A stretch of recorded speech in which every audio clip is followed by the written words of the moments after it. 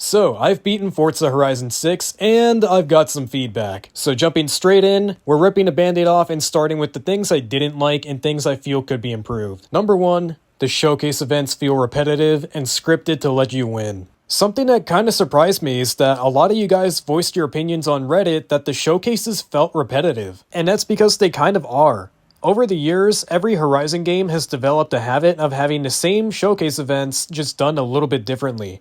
For example, did you know that there is a showcase event in all 6 Horizon games where you race against some sort of stunt plane? Now don't get me wrong, they're still fun and entertaining, but it's something myself and a lot of other people have noticed.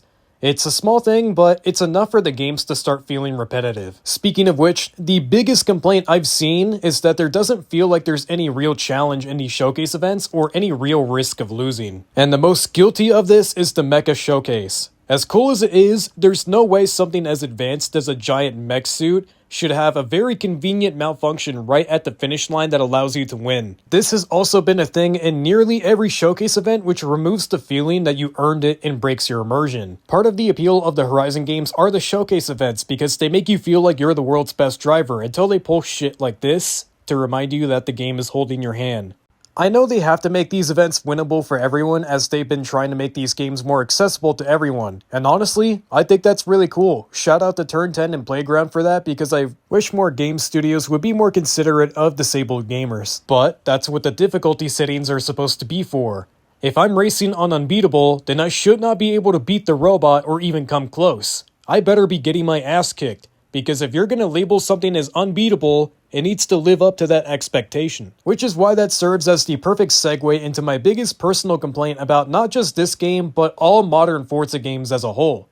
The AI Drivatar suck. I've been saying it ever since they first came up with the whole Drivatar system, and on paper it sounds really cool. You could race your friends even if they're offline, or if they don't even have the game. You could race against your favorite Forza YouTubers and the entire dev team themselves. Chat, those are just bots using their profile names. But oh, they copy their driving style. No, they don't. No, they don't. Every single AI Drivatar in these games follows the driving line and do not register your vehicle as even there. That's why when you get rammed by one, it's not, oh man, they're being aggressive. No.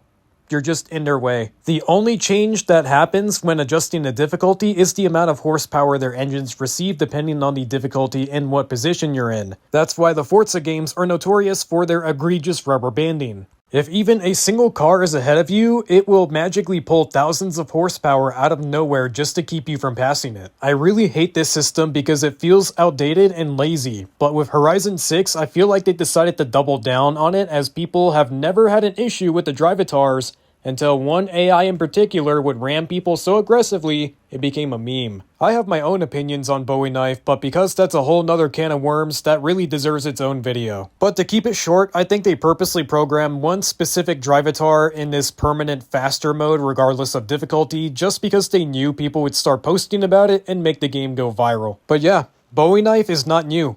The AI have always been like this, but for some reason nobody cared until now. Point number 3, the game has a very lackluster endgame.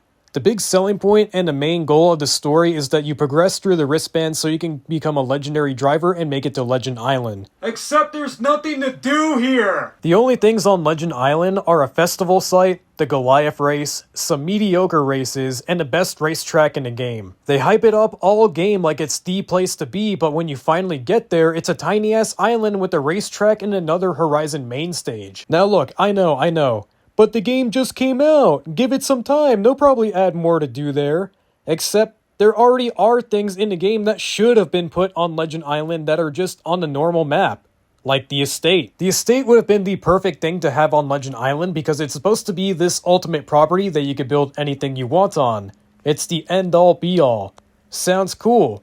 Like it should be a reward for getting to the gold wristband and beating the game, right? Yeah, just give us 10k, and by the way, you can immediately make your money back by doing the tutorial mission. Oh, and you unlock it at the start of the game. Enjoy. I don't know, man. Legend Island isn't that big, but I feel like it's big enough to where they could have easily just put the estate there. Maybe in a future update they could add another one there, but that would just diminish the one that already exists in game, so I don't see a point in them doing that. But anyway, number 4 is a lack of race variety. Something weird I noticed when playing through the campaign is that there are almost no road races. I think total there's about 47 to 50 road races, which sounds like a lot until you total up the amount of dirt and cross-country races, putting well past 100. I just find it really weird because it feels like they really prioritized off-roading in this game. Backtracking to the showcase events for a sec, because this actually goes hand in hand with some of the stuff I said earlier. When it comes to some of the stuff you can do with the Japanese setting, I feel like this game had some wasted opportunities. For example, they put in the effort of adding the Shinkansen bullet train into the game and actually made it the fastest train we've had in a Forza game. Yet, you don't really get to do anything with it. There's no proper event or race where we directly go head-to-head against the bullet train. The closest that we get to racing the bullet train in Forza Horizon 6 is a brief moment during the intro or initial drive where you just drive next to it. That's not racing a train. I had so many people on Reddit tell me, well, that's close. No, that's not even close. The train in game's top speed appears to top out around 200 miles per hour, which is really fast, but there are also plenty of cars in game that are much faster. Considering that racing a train has also been a showcase in every previous Horizon, I feel like it would have been a no-brainer, which is why it's strange that they didn't do it with this game, when they had the perfect opportunity to have a really exciting race. Instead, we got these Gymkhana-style events where we just drift around an obstacle course, and while they are cool, especially the one at the Space Center, there's 3 of these events. I can't help but feel that these are filler and they're taking up a slot where something cooler could have been done. My final few gripes are just small nitpicky things that aren't really issues with the game, but just things that I feel could improve it. I kinda wish they would go back to the Horizon 4 festival playlist system where the events weren't as restrictive, and as long as you were in the correct car class, you could drive whatever you wanted. I know some people will disagree, so that's why I'd only make this change for PR stunts like the speed traps and danger signs. But now on to the good. And starting with the big one, we're finally in Japan. We've been begging to go to Japan since Horizon 1, and even then I had my doubts about Horizon 6 being set in Japan, and I said it was going to take place in an Asian country. It was most likely going to take place in China. And oh, how happy I am to be proven wrong. But number 2 of good things, this game added a ton of car customization features we've been asking for years. Window stickers, mix matching your wheels, more rims to choose from, more body kits, and even adding in cars requested by the community. Number 3, the soundtrack. As always, the soundtrack absolutely slaps. This is an obvious one, because they always do a good job on the soundtrack for these games, and this one's no different. I really like how, because of the setting of the game, they made it a focus to add a lot of Japanese songs and a lot of music from Japanese artists, even going as far as to have an entire radio station that's literally just a local radio station that's pure Japanese. Even a radio DJ speaks only Japanese. I really love that world building, and it helps make the festival feel like a real festival. Speaking of which, number 4. I'm happy they finally gave us a story again, where we start off from 0 and we have to work our way up. Yeah, it may not be the best story in the world, but it's one that makes you feel like you're actually progressing through the festival tiers and working towards something. I also really enjoy the vibe of the festival this go around because it feels very professional and like they've taken every safety precaution to make sure nothing goes wrong. Seeing all the safety crew people walking around before the race starts is really cool to me because if the Horizon Festival were to exist in real life, there would absolutely be heavy safety precautions and loads of officials to make sure everything goes smoothly. It's that little bit of realism that makes the world of difference. And it gives you a little bit of lore. It's because of this that makes it really easy to distinguish what's an official Horizon sanctioned event from something not so endorsed, like the late night street racing and toge battles. Finally, along with all the other glaze-worthy things they've improved with this game, like better car sounds and more accurate car models, number 5, I love that the dev teams actually listen to the player feedback and support. This game happened because of us. They took their time making this game with actual effort and love because they knew it's the game we've all been patiently waiting for all these years.